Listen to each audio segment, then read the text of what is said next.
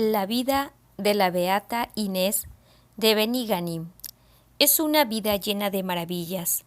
Lo natural y lo sobrenatural se entremezclan en ella con toda normalidad. Su relación permanente con Jesús, con la Virgen María, con los santos y los ángeles, hacen de su vida un cielo en la tierra, con la diferencia de que en el cielo no se sufre, todo es felicidad. Y ella debía sufrir muchas enfermedades y penalidades para ganar almas para Dios. Su relación con su ángel custodio y en general con los ángeles era algo de todos los días. Por eso hemos puesto de título Viviendo con los ángeles. Se preocupaba mucho de la salvación de los pecadores y en especial de los agonizantes, a muchos de los cuales asistía personalmente en sus últimos momentos. También oraba continuamente por las almas del purgatorio y muchas de ellas venían a su celda a pasar su purgatorio con el permiso del Señor. Su relación con Jesús era tan amigable y sencilla que a veces jugaban como niños pequeños. Por algo Dios quiso que mentalmente fuera toda su vida una niña. No tenía malicia alguna, no conocía las cosas del mundo y era tan inocente que todo se lo creía, aunque le dijeran sus hermanas las cosas más disparatadas. Pero espiritualmente era una gigante del espíritu y oraba y sufría como una valiente mujer que sabía que Dios hacía depender de ella la salvación de muchas almas.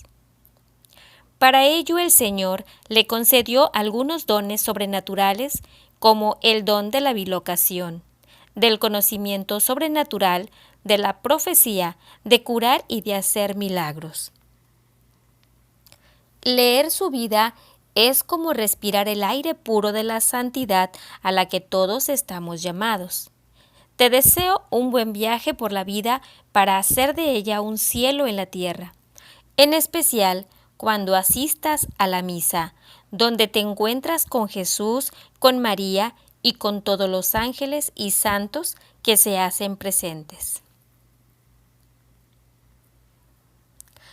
Cuando nace nuestra beata en 1625, gobernaba la Iglesia el Papa Urbano VIII en el año de 1623 a 1644, y en España el rey Felipe IV, bajo cuyo mandato España irá perdiendo prestigio y poder. Sin embargo, a la par de la decadencia material y económica del país, hay un florecimiento espiritual. Nacen nuevos institutos religiosos y florecen santos y escritores de temas religiosos. Nuestra beata nace en Beniganim, un pueblo de la región valenciana, a 71 kilómetros de Valencia y que pertenece a la comarca del Valle de Albaida, cerca de Játiva. Actualmente tiene unos 5.000 habitantes y predominan los cultivos de secano, vid, cebada, cebolla, olivos y árboles frutales. La industria fabrica licores, aceites, harinas y garrafas de vidrio.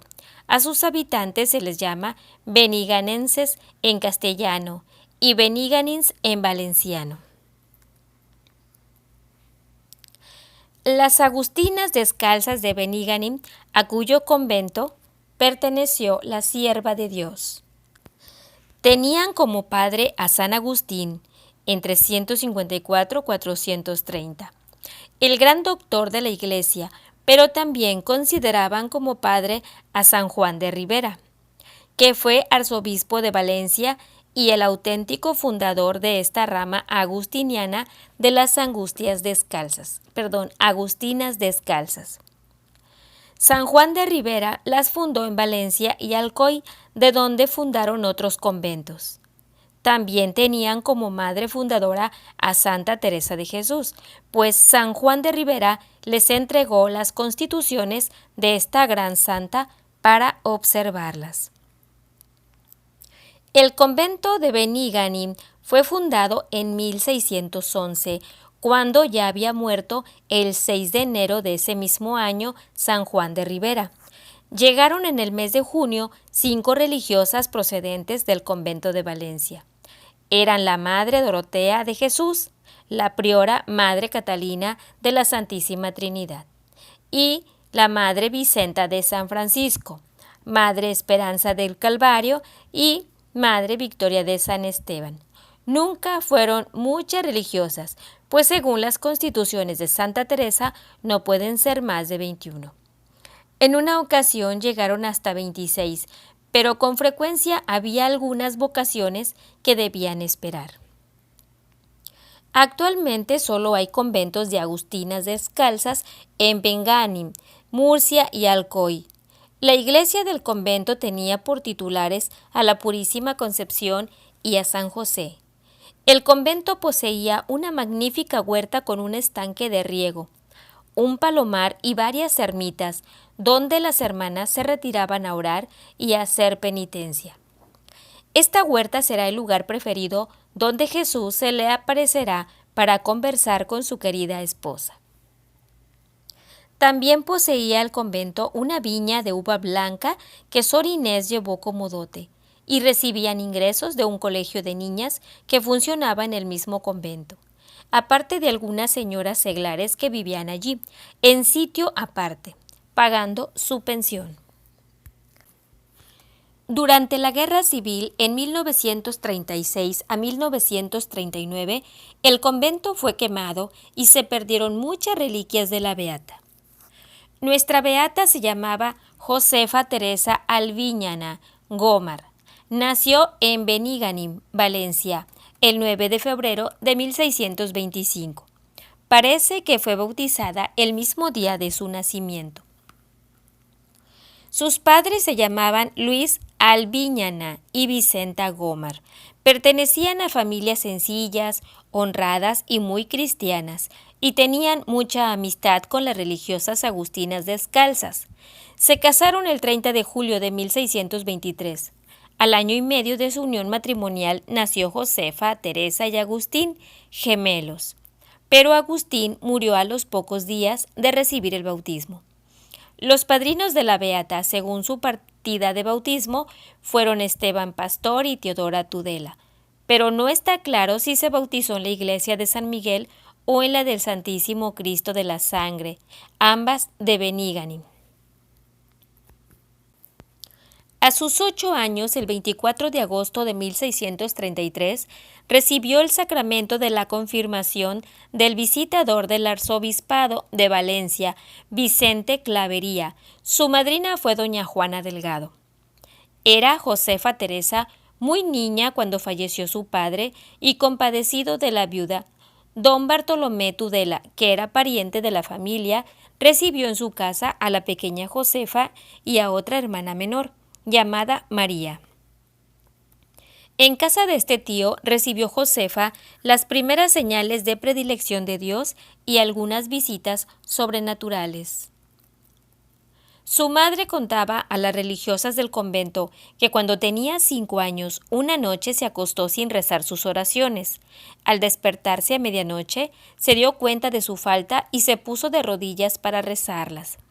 Lo hizo con tanto fervor que se quedó en éxtasis y su madre la vio levantada del suelo a cierta altura. Tendría unos 12 o 14 años cuando un día, en que estaba ocupada en lavar y tender ropa, se le apareció Jesucristo vestido de nazareno. Jesús estaba dentro de un óvalo celestial formado por multitud de estrellas brillantes y le dijo: «Josefa, ¿quieres ser mi esposa?». Esto mismo sucedió otro día, estando en la iglesia parroquial de Benigànim. El Señor le preguntó: «Josefa, ¿me quieres por esposo? Ya que yo te quiero para mí». Y ella respondió con profunda humildad: «Mi Dios, mi Redentor y Señor mío, aquí tenéis a esta vuestra indigna esclava, pronta a hacer vuestra santísima voluntad y obedeceros en todo». Esta visión marcó el sentido de su vida, pues en el futuro, estando en el convento, cada vez que se acordaba o le recordaban la aparición del Nazareno de la o de la Cuatretonda, se extasiaba. De modo que muchas veces, solo por verla extasiada, se lo recordaban sus hermanas religiosas. Esta visión se la contó al día siguiente a su confesor, el párroco de Benigànim, padre Juan Bautista Loris, quien la admiró el domingo siguiente a recibir la comunión. En el momento de su primera comunión, de nuevo, se le apareció Jesús y le renovó su pedido de si quería ser su esposa, y ella le volvió a reiterar el sí. A partir de entonces, el prudente confesor le permitió acercarse con frecuencia a recibir la comunión, aunque no era común en ese tiempo. Ella estaba feliz recibiendo a Jesús y deseando amarlo por toda la vida en un convento. Los días pasaban tranquilos hasta que un día ocurrió un suceso trágico que en el proceso lo atestiguan todas las religiosas por habérselo oído a la interesada. Un perro se comió un pedazo de cebo que tenía guardado su tío para una medicina, atribuyéndolo a un descuido de Josefa, inflamado por una parte de cólera y por otra incitado del demonio, le disparó una escopeta cargada con 2 balas. Pero como el Señor la quería conservar para gloria suya, dispuso que pasando las balas junto a la cabeza de Josefa se clavasen en la pared, en la cual se mantienen todavía las señales, con la singularidad de que, habiendo tapado varias veces aquellos agujeros con yeso, éste se ha caído inmediatamente. Y fue tan grande el susto que tuvo Josefa que le dio un mal de corazón o gota coral, que padeció después toda su vida, derribándola muchas veces en el suelo con dolores terribles. Esto se repetía singularmente cuando se ofrecía a padecer y satisfacer por las almas del purgatorio. Sus tíos tenían intención de casarla, pero ella siempre se resistió, diciendo que no había tenido ni tendría jamás otro esposo que Jesús. Viendo sus tíos su firme resolución, desistieron de sus intentos, y lo mismo un joven que la pretendió durante algún tiempo, el cual se casó con su hermana María, que murió a los pocos años de casada. En cierta ocasión, sabiendo Josefa al granero de la casa de su tío en compañía de Francisco Mestre, criado de la casa, para llenar un costal de trigo, intentó hacerle un ademán menos puro, pero Josefa, dándole una bofetada y diciendo «Yo soy virgen», y huyó, y dando un brinco salto por una ventana a la casa vecina hasta que vino gente. Consérvase todavía la ventana por donde salió y es tan pequeña que solo tiene de luz 1 palmo y cuarto de alto y 3/4 de palmo de ancho. De lo que se interfiere a haber obrado Dios un milagro para premiar el celo y el amor de su sierva a la castidad y pureza. Este caso fue contado en uno de los sermones de las Ezequías de la Beata, y oyéndolo al referido Francisco Mestre se puso a llorar, manifestando haber sucedido con él. Otra vez advirtió que en un lugar retirado de la casa había un mozo y una moza hablando y haciendo con desenvoltura algunas acciones que le parecieron menos decentes. Y llevada de su ardiente celo por la castidad y limpieza, tomó un palo y a palos los hizo salir de casa, dando razón a sus tíos para que pusiesen remedio. Era muy pura e inocente en materia de castidad y huía de todo lo que le oliera a deshonestidad. Siendo religiosa, a los que la visitaban les aconsejaba que fueran devotos de Santo Tomás de Aquino y se ciñesen el cordón que suelen bendecir los padres dominicos para precaverse de las tentaciones de impureza, y aconsejaba a los hombres que tuvieran mucho cuidado en el trato con las mujeres. Su confesor Juan Bautista Loris, teniendo ella 15 o 16 años, para evitar solicitudes matrimoniales, le aconsejó que cada vez que saliera de casa fuera mordisqueando un pedazo de pan. Así haría un acto de humildad y la gente la tendría por idiota, burlándose de ella. Josefa era muy ingenua, tenía una mentalidad de niña de 4 años para las cosas del mundo, mientras que para las cosas del espíritu estaba muy adelantada, y buscaba la manera de entrar en el convento de las Agustinas Descalzas de Benigani. Cuando su tío la enviaba para darles alguna ayuda, ella pedía que la recibieran cuanto antes. Pero ellas, como habían oído comentarios desfavorables, dudaban en recibirla.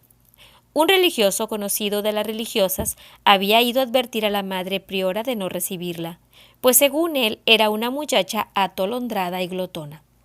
Como todo el mundo sabía, sin embargo, después de pedir informes a diferentes personas, decidieron recibirla como hermana lega, no de coro. La madre priora, por Leocadia, que era una persona de gran virtud, según atestiguaron en el proceso todas las religiosas, les habló que había tenido una visión del Señor para que la recibiera. Su entrada al convento fue el 25 de octubre del año 1643. A sus 18 años de edad, ella les manifestó a las hermanas que aquel día, en su camino al convento, el demonio le ponía trabas para caminar, pero lo venció, pasó por encima de él y le pisoteó la cabeza, entrando en el suspirado convento en el día señalado.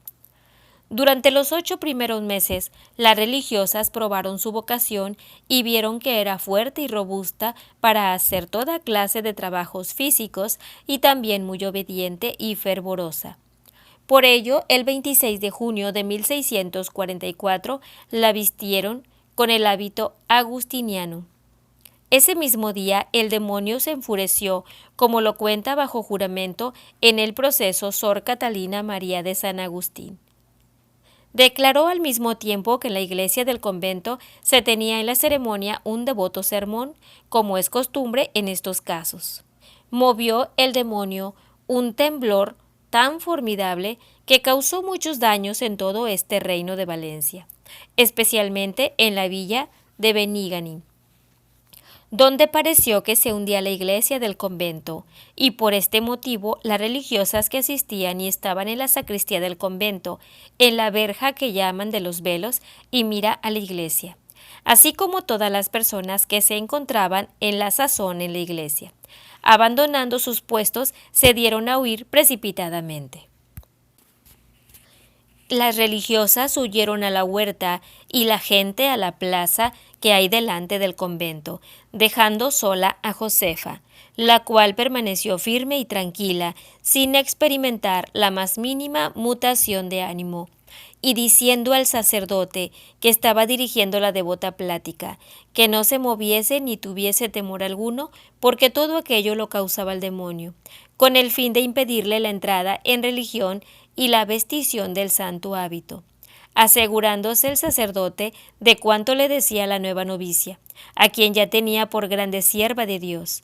Permaneció firme y quieto en su lugar, quedando allí ambos solos, el sacerdote en la iglesia y Josefa dentro de la clausura junto a la verja de los velos, cesando el terremoto que dio lugar al espasmo y huida de las religiosas y demás personas asistentes. Regresaron todos a sus puestos y continuó hasta el fin la ceremonia de imponerle el hábito de esta santa religión. Después de la vestición del hábito, hubo de ser probada su vocación durante el año del noviciado.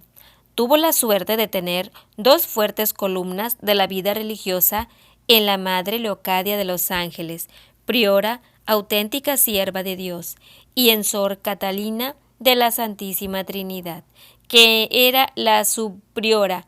Algunas hermanas, al darse cuenta de la ingenuidad de Josefa, se divertían con ella y la probaban con toda clase de bromas. Todas la llamaban hasta el fin de su vida con el cariñoso nombre de Nina en valenciano o Niña en español. Además de ser analfabeta, era tartamuda. Nunca llegó a aprender el castellano y hablaba siempre en valenciano con dificultad. Uno de los confesores, Jaime Albert, declaró que en algunas ocasiones le leían en el recreo la partida de bautismo donde le decían que constaba que le habían puesto por nombre Josefa Teresa la Raborosa o Rabiosa, y que efectivamente ella se mostraba rigurosa, porque siendo la despensa de la casa, cuando iba a sacar de la despensa comestibles, acudían los gatos y querían arrebatarle las cosas, pero ella procuraba espantarlos, pues era deber suyo guardar las cosas por obediencia y por obligación de pobreza, y así porque gritaba a los gatos. Las monjas también la llamaban la raborosa. Otras veces le decían que por ser raborosa le había dado una patada a su hermano gemelo Agustín y por eso se había muerto a los 7 días de nacido. Ella les respondía: yo de eso no me acuerdo, pero pensando que podía haber pecado, se acusó de ello al confesor. Un día le dijeron en broma que no servía para ser religiosa y que la iban a despedir. Ella les respondió: madres, no me digan eso, porque primero me echaré en el pocito que salirme de la casa de Dios. Llamaba pocito a un lugar que había en el convento, donde recogían un poco de agua para regar el huerto y que tendría unos 2 o 3 palmos de hondo. Y un día que se lo repitieron, se metió en el pocito diciendo: a ver si ahora me sacan de aquí. Y viendo las religiosas que lo tomaba en serio, decidieron no hablarle más de este asunto. Por fin llegó el deseado día de su profesión perpetua o de su matrimonio espiritual con Jesús. Era el día 27 de agosto de 1645.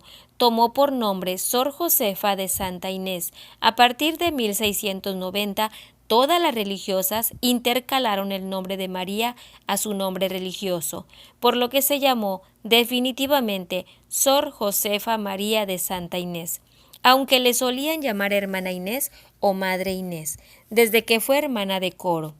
El padre Pedro Vicente Benavent, que vio el atestado de su profesión, manifestó que ella llevó al convento como dote 100 libras valencianas, que era el valor de una viña de uva blanca y que se llamó Viña de la Madre Inés.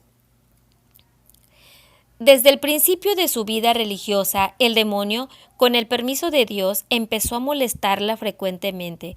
Ella todo lo sufría por la salvación de los pecadores y de las almas del purgatorio. Con frecuencia se le aparecían los demonios de diferentes formas, a veces en figuras de santos o ángeles. Para discernir quiénes eran, les exigía que dijeran: alabado sea el Santísimo Sacramento del altar y la Purísima Virgen María, y que repitieran el credo. Los demonios, al oír esas palabras, se escapaban rabiando y echando maldiciones, mientras que los santos o las almas del purgatorio les decían con devoción. En ocasiones los demonios, entre otras malas e injuriosas palabras, le decían: ¿dónde vas, engañamundos? Y ella respondía: no os entiendo, si yo no voy por el mundo, ¿cómo les he de engañar? No alcanzando ni conociendo la malicia que en sí contenían las palabras que le decían los enemigos. Refiere Sor Catalina de San Agustín: un día la Madre Teresa María de la Purísima Concepción, ecónoma del convento, había comprado cierta cantidad de miel a un señor que se había presentado en la portería, y con el dinero que acababa de consignarle la Madre Priora iba muy satisfecha a hacer el pago. Pero al llegar al torno y echar mano al bolsillo para sacar el dinero, se encuentra completamente chasqueada. Le había desaparecido sin saber cómo ni dónde. Vuelve inmediatamente sobre sus pasos, recorre otra vez el mismo camino, mira por todas partes para ver dónde se le ha caído el dinero recién recibido, y nada, todo inútil. No le es posible encontrarlo por ninguna parte. Dios mío, ¿qué es esto? Qué apuro tener que ir ahora de nuevo a la Madre Priora para que por segunda vez le dé el precio de la miel. Pero se acuerda en aquel momento de Sor Inés y con voces interiores la llama en su ayuda, y esto muchas veces y con grandes congojas e insistencias. No se hizo esperar la venerable Madre Inés, venía puntualicísimamente y deprisa y le dice: «Pero muchacha, ¿qué te sucede con tanto me llamas?». Le cuenta a la Madre Teresa lo que le ocurre y el apuro consiguiente, y le pide ayuda por Dios. Sor Inés se pone a orar y, como siempre, entra en éxtasis, vuelve al poco rato y dice a la hermana afligida: Mira, sin tú sentirlo ni darte cuenta, el demonio te ha robado el dinero, y para que no lo encuentres y pierdas la paz y tranquilidad, lo ha arrojado al pozo. Vete al pozo, y en una cazuela que hay flotante en el agua está metido el dinero. Sácalo. Todo sucedió así, quedando vencido el demonio. El padre Jaime Albert declaró: en cierta ocasión todas las religiosas fueron asaltadas de gravísimo espanto. La causa era que por la noche sentían dentro de la clausura, especialmente en los dormitorios, extraños ruidos y aullidos o ladridos de perro. A altas horas de la noche sentían las monjas que algún animal enfurecido y aullando daba corridas por los dichos dormitorios. Las religiosas estaban llenas de consternación y no se atrevían a salir por el claustro durante esas horas de la noche. Solo la venerable Madre Inés les daba ánimo diciéndoles que no tuviesen temor alguno, porque todo aquello lo producía el demonio para espantarlas. Como las molestias no cesaban y el espanto de las religiosas era continuo, la madre priora, que era entonces Sorana María del Santísimo Sacramento, impuso por obediencia a la sierva de Dios que suplicase al Señor las librara de aquella aflicción y que ella arrojase de allí al demonio, para que renaciese en el convento la tranquilidad. Obedeció rendidamente la madre Inés, y después de hacer fervorosa oración, se encaminó hacia la sala que llaman de recreación, donde hay una especie de mesa cubierta con un mantel largo que cae hasta el suelo y sobre el cual se venera la imagen de Nuestra Señora de la Esperanza. La venerable madre vino aquí, alzó con la mano los manteles y encontró allí acurrucado un grande y feísimo perro, el cual, viendo a la madre, se iba retirando, como queriendo escapar. La madre lo siguió diciéndole estas palabras: no te sirve que te vayas apartando, ni pretendas esconderte. Ven aquí que ya te conozco. Y agarrándolo por las orejas, lo arrastró hasta el balcón de la misma sala que da al huerto del convento, y por la barranda del mismo lo arrojó a la huerta, diciéndole: vete, malvado, a los infiernos, y no vuelvas más a este convento a molestar y aterrorizar a las religiosas. El perro no volvió ya más a verse por allí. La sierva de Dios refirió todo el caso a la madre priora, a fin de que tranquilizara a las monjas, afirmándole que no se oirían más aquellos ruidos.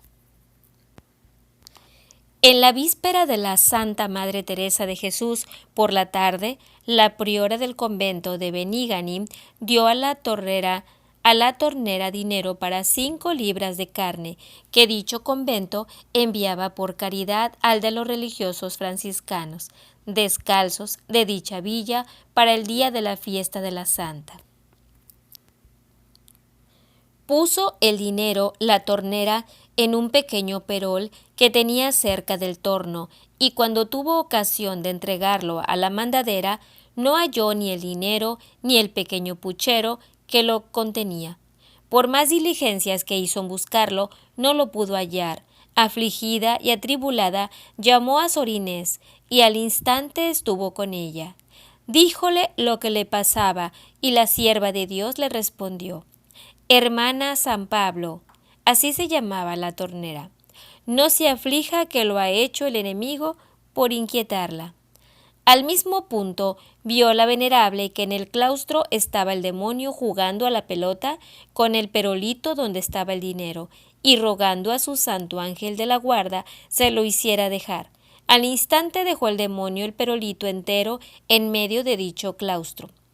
Entonces dijo la sierva de Dios a la tornera y a otra religiosa que estaba presente: miren dónde ha puesto el enemigo el perolito, tómenlo y miren si está todo el dinero. Fueron, contaron el dinero y hallaron que no faltaba uno.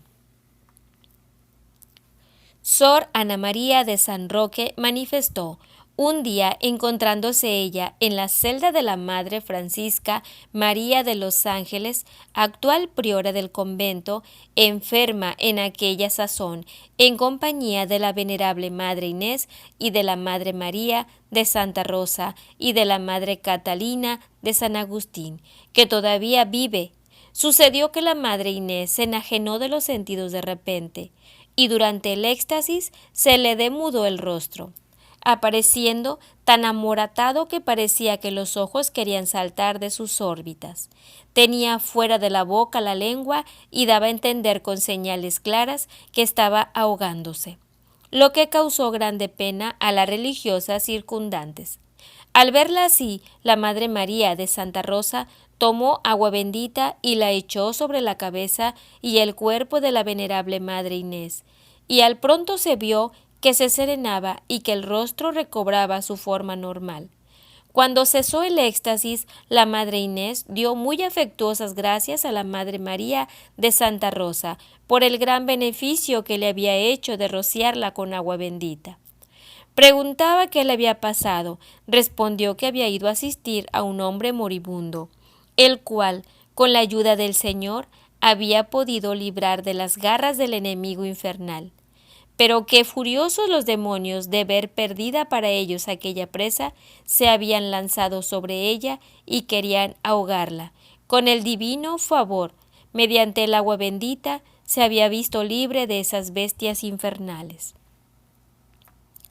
El padre Pascual de Tudela, en la oración fúnebre, dijo con las mismas palabras de la sierva de Dios: Una vez entre los 4 y 5 de la tarde en la oficina, vi con mis ojos corporales al infernal enemigo.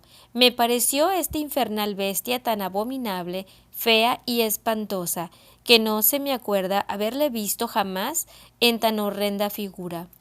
El rostro lo tenía de hombre, tan lleno de crecidos cabellos que parecía un pedazo de bosque, la boca, por lo grande, causaba horror, los ojos deformes y espantosos, los brazos y manos también de hombre, y después tomó figura de buey, y viendo que pasaba a sobrada desvergüenza, comencé a rezar el credo y me dijo: «Mala mujer, si yo pudiera te quitaría la vida». Continué rezando el credo y le dije: «En hora mala, vete en hora mala», y se fue. Nuestra beata hacía los trabajos más fuertes y humildes del monasterio.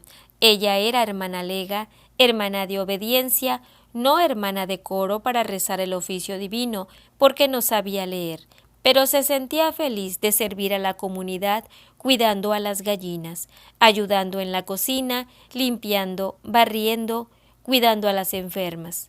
Y cuando las hermanas le decían que por qué se fatigaba tanto, respondía: «Hermanas, lo que puedo ganar yo, no lo dejo para otra». Un día se le había aparecido Jesús y le había dicho: «Inés, con ganas o sin ganas, hazlo todo por amor de Dios». Desde ese día aprendió que debía cumplir sus obligaciones y hacerlo todo aún sin ganas, por amor a Jesús. Con mucha frecuencia aceptaba cargamientos, es decir, sufrimientos expiatorios a favor de las almas del purgatorio o de algunos enfermos, asumiendo ella lo que ellos debían padecer. En ocasiones el mismo Jesús se lo pedía y ella aceptaba gustosa por su amor. Por eso, cuando conocía alguna desgracia o dolencia de alguna persona, solía decir: «A mí sí, a ti no», tomándose ella sus penas y sufrimientos, pidiendo al Señor para sí los males y sufrimientos de los demás. Se sanaban los enfermos y enfermaba la Madre Inés. Sucedió este trueque en casos repetidos, pero no siempre se le daba la misma especie de enfermedad, sino que le se conmutaba por otra mayor. A veces tenía tan terribles dolores que la privaban de los sentidos. En ocasiones llegó a padecer las mismas congojas y mortales angustias que los moribundos. Conocíasele en el rostro, porque parecía difunta. Con esto se sanaban algunos, aliviándose otros, y todos experimentaban el fruto de su oración. No solo las religiosas enfermas, pues no tenía término su caridad, Llevábanle enfermos a su presencia, rogaba por ellos, hacía penitencias y hasta cargaba con sus males. Un día le trajeron un niño que padecía un flujo a los ojos. El niño curó casi de repente y ella enfermó en el mismo instante por muchos días. De estos sucesos hay muchos. Eran innumerables los enfermos de diversas partes que se le encomendaban. A todos se ofrecía y por todos ofrecía sus oraciones y no paraba hasta lograrles o la salud o el consuelo. Óyanla decir muchas veces las entonces lo abrazaba de su amor. Óyanla decir muchas veces las religiosas, vamos al coro y roguemos por fulano de tal que está muy enfermo. Veían entonces lo abrazado de su amor y después admiraban la verdad de las noticias. En la declaración jurada del proceso, una de las religiosas certificó que el continuo padecer de la sierva de Dios, su perfectísima resignación y su admirable fortaleza, era para todas un continuo y eficaz ejemplo. Algunas veces le decíamos que le pidiese al niño Jesús, a quien llamaba su quitapesares, que le quitase o al menos aliviase aquellos males que le aquejaban. Y respondía, me guardaré muy bien de pedirle eso, pues él ya sabe los dolores que padezco y se alegra de verme padecer, siendo este su gusto. Cuando él quiera me quitará los dolores, y si no lo hace, seguiré contenta. Por otra parte, ayunaba muchas veces a pan y agua. En esos días solía ponerse debajo de una mesa del comedor, porque se creía indigna de sentarse con sus hermanas. Su confesor, el padre Jaime Albert, asegura que una vez en la confesión le pidió permiso para aumentar sus ayunos y penitencias y no le dio permiso, fuera de lo acostumbrado. Y dice, esto que declaro lo sé, ya por haber dirigido al espíritu de la sierva de Dios durante 5 años, yo también por ser voz común entre las religiosas ancianas que la venerable Madre Inés en todo el curso de su vida se había ejercitado en una continua y rigurosa penitencia. El mismo confesor manifestó que el pasar las noches en vela para orar no le quitaba las fuerzas necesarias para cumplir con sus obligaciones de coro y las demás obediencias. Usaba siempre cilicios, su vestido era el más pobre y remendado del convento. Cada día solía darse disciplinas. Un día de Cuaresma dijo a otras religiosas si querían salir con ella a hacer penitencia y tomar disciplina en el comedor. Al instante aceptaron y entraron al comedor, azotándose con fervor. Entonces nuestro Señor Jesucristo se manifestó a su sierva lleno de luces y resplandores, dándole a conocer que las asistía con singular gusto y contento, y la venerable, viendo a su querido esposo tan regocijado y alegre, le suplicó le permitiera adorar los ladrillos donde ponía sus divinas plantas, y su majestad le concedió que adorase donde ponía sus sacrosantos pies, y a todas les dio su santísima bendición. Comía tan poco y dormía tan poco, que todas las religiosas se admiraban de que pudiera seguir viviendo y trabajando con todas sus energías. Su vida era como un milagro permanente de Dios, que la alimentaba y fortalecía cada día con la Santa Eucaristía. Una vez estuvo 5 días privada de los sentidos por una rara enfermedad, sin comer ni beber. Las religiosas creyeron que se moría, pero empezó a mejorar y se restableció totalmente. Al preguntarle la madre priora cómo había hecho para soportar los 5 días sin comer ni beber, le respondió, «Madre, ha venido la madre Isabel y me ha traído una buena sopa en una escudilla». La madre Isabel hacía tiempo que había muerto. Sor Catalina de San Agustín afirmó en el proceso, muchas veces encontré a la madre Inés en el refectorio, en el comedor, en un estado de suspensión, en el cual no comía nada. A veces estaba llorando y otras veces tenía el rostro muy encendido. Al preguntarle por qué no comía, respondía, «¿Cómo puedo comer si toda la comida se me convierte en clavos, azotes y corona de espinas de mi esposo?» Un día me dijo, que cada vez que tomase un vaso de agua, hiciese cuenta de que cercaba los labios a las sagradas llagas de nuestro Redentor.